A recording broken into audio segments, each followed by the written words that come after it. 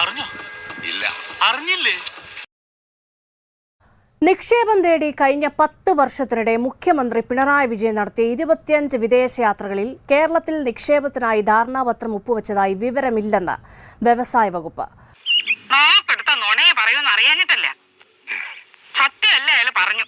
അങ്ങനെ വരാൻ വഴിയില്ലല്ലോ. പക്ഷെ അങ്ങനെ വന്നല്ലോ. കോടികൾ ചെലവിട്ട മുഖ്യമന്ത്രിയുടെ വിദേശയാത്രകൾ കൊണ്ട് എന്ത് ഗുണമുണ്ടായി എന്ന ചോദ്യത്തിന് വിവരാവകാശ പ്രകാരം KSIDC നൽകിയ മറുപടിയിലാണ് ഇക്കാര്യം വ്യക്തമാക്കിയത്. നിന്നെ ഇതിനൊന്നും കൊള്ളുകയില്ലെന്ന് നീ വീണ്ടും വീണ്ടും തെളിയിച്ചിരിക്കുകയാണ് എന്റെ വിജയ. കുടുംബാംഗങ്ങളെ ഉൾപ്പെടെ കൂട്ടി നടത്തിയ ഓരോ വിദേശയാത്രയ്ക്ക് ശേഷവും കോടികളുടെ നിക്ഷേപ വാഗ്ദാനങ്ങൾ ലഭിച്ചുവെന്ന നിയമസഭയിൽ മുഖ്യമന്ത്രി നടത്തിയ പ്രസ്താവനകളെല്ലാം പാഴ്വാക്കുകളായിരുന്നുവെന്ന് ഇതോടെ വ്യക്തമായി.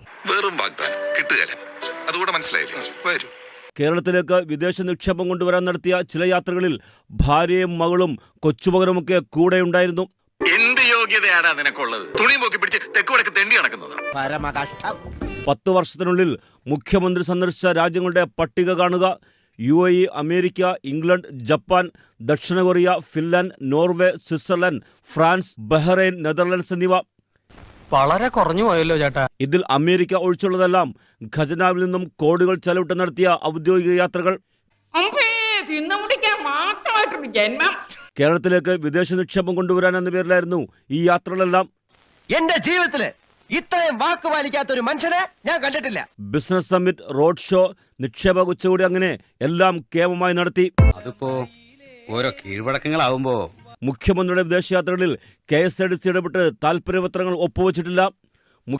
ഓനെ ഇടുന്ന് അടിച്ചറക്കാലേ കുടുംബത്തിന് രക്ഷയുള്ളൂ. വന്ന് നീ എന്റെ മുഖത്ത് നോക്കി നുണ പറയാനും തുടങ്ങിയല്ലേ? 2019 ജനീവയിൽ നിക്ഷേപ ഉച്ചകോടിക്ക് പോയത് ഭാര്യയെയും മകളെയും കൊച്ചുമകനെയും ഒപ്പം കൂട്ടി. ഇനി ഓരോ യാത്രയും കഴിഞ്ഞ് നിയമസഭയിൽ മുഖ്യമന്ത്രി നൽകിയ മറുപടികൾ കാണുക. 2022 നോർവേ യാത്രയിൽ ഒരു കമ്പനി മാത്രം 150 കോടി രൂപ നിക്ഷേപിക്കുമെന്നായിരുന്നു മറുപടി. 3 ഇപ്പൊ 2 പുതുതായിട്ട് ചെയ്യാൻ പോകുന്നു. ഒന്ന് നെടുമങ്ങാട്, ഒന്ന് കാക്കനാട്.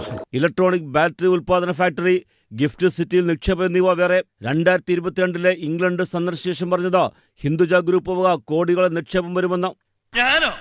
അയ്യോ, ആര് പറഞ്ഞു പിടിപ്പിച്ചു പുളുവൊക്കെ? അങ്ങനെ ഒരു സംഭവം ഉണ്ടായി. 2019 സന്ദർശനം നടത്തിയത് ദുബായ്, ജപ്പാൻ, കൊറിയ എന്നിവിടങ്ങളിൽ. പട്ടിക്കുട്ടി ചന്തയ്ക്ക് പോയ പോലെയായില്ലേ? ജപ്പാനും കൊറിയയിൽ നിന്നുമായി 300 കോടി രൂപയുടെ നിക്ഷേപം വരുമെന്നും പ്രഖ്യാപിച്ചു.